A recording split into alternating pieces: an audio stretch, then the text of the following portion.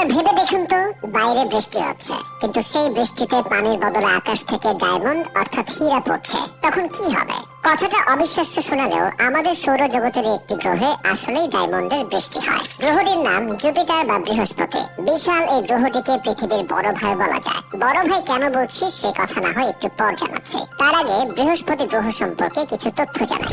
Jupiter সূর্যকে প্রদক্ষিণকারী গ্রহগুলোর মধ্যে সবচেয়ে বড় একটি গ্রহ। এটি এতটাই বড় যে এর সমান হতে হলে আমাদের পৃথিবীর সমান আরো 1000 পৃথিবীকে এক হতে হবে। সূর্যের চারদিকে একবার প্রদক্ষিণ করতে আমাদের পৃথিবীর 365 দিন সময় লাগলেও জুপিটারে লেগে যায় প্রায় 12 বছর। অন্যদিকে পৃথিবীর একদিন সম্পূর্ণ হতে 24 ঘন্টা সময় লাগলেও জুপিটারের মাত্র 10 ঘন্টার কাছাকাছি সময়ে একদিন সম্পূর্ণ হয়ে যায়। পৃথিবীর ঘূর্ণন গতি প্রতি ঘন্টায় 1000 মাইল, অন্যদিকে জুপিটারের গতি প্রতি ঘন্টায় 28,000 মাইলের কাছাকাছি। আর এজন্যই পৃথিবী থেকে আকারে এত বড় হওয়ার পরও মাত্র 10 ঘন্টার কাছাকাছি সময়ে এটি নিজের অক্ষে একবার ঘূর্ণন সম্পূর্ণ করে ফেলে।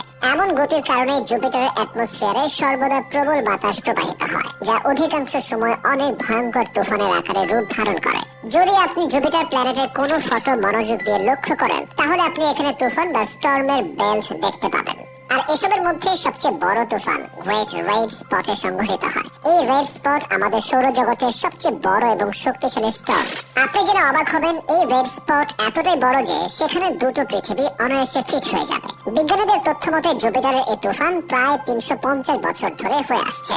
কিন্তু এত লম্বা সময় ধরে কিভাবে একটা তুফান হয়ে আসছে? আসলে এই তুফান তার শক্তিকে চালু রাখার জন্য আশেপাশের সকল বাতাসকে টেনে নেয়, যার ফলে এটি থামার কোনো নাম নেয় না। নাসার ভয়েজার 1 যখন জুপিটারের সামনে দিয়ে অতিক্রম করছিল, তখন মহাকাশ বিজ্ঞানীরা লক্ষ্য করলেন সেখানের বায়ুমণ্ডলে বজ্রপাত হচ্ছে। আর যখন এই বজ্রপাত গ্রহের বায়ুমণ্ডলকে স্পর্শ করে, তখন এখানে এক ধরনের রিঅ্যাকশন তৈরি হয়, যা বায়ুমণ্ডলে থাকা পদার্থকে ডায়মন্ডে রূপান্তর করে। এরপর সেই ডায়মন্ড মানে হীরা দ্রুত গতিতে জুপিটারের পৃষ্ঠে পড়তে শুরু করে, আর তখন শুরু হয় ডায়মন্ডের বৃষ্টি। পৃথিবীতে একটি মাত্র চাঁদ আছে। অন্যদিকে এখন পর্যন্ত বিজ্ঞানীরা জুপিটারের 67টি চাঁদ সম্পর্কে জানতে পেরেছেন। 1610 সালে প্রথম 4টি স্যাটেলাইটকে বিখ্যাত বিজ্ঞানী গ্যালিলিও খুঁজে পেয়েছিলেন, যেগুলো হলো ইউরোপা, আইও, গ্যানিমেডা, ক্যালিস্টো।